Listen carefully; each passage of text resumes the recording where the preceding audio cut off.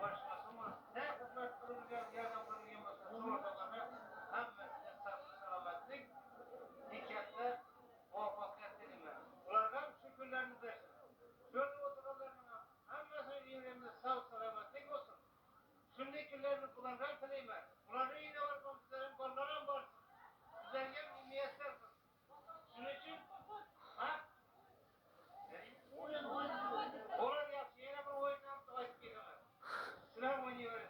Bunlar korsanlı sınav için korkudan koyuyorlar. Şunun için ha? Aynen sana buralarda ait tamam. Şunun için benden sonra hem memlekette rahmet, sağ selametlik dilim ben şunun için. Memlekette rahmeti uzak bulur, hakemliğinizin, olmadı rahatsız görün. İndi tabi sizin ne var yapma işlemez. Tabi kardeş olacak, tabi kardeş olsun sana. Hazır mı adam, tabrikten indinden babaya bırak oynama bana mı tutmasın. Onlar 50 yıl sonra gel yolunu yolacak. Vay vay. Onlardan yanaştırdım oyun sürse. Değil.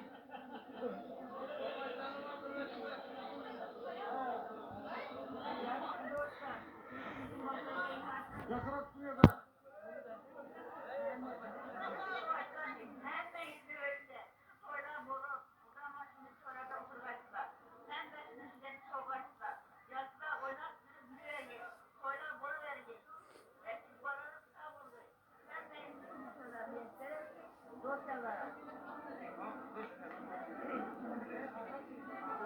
Ne güzel.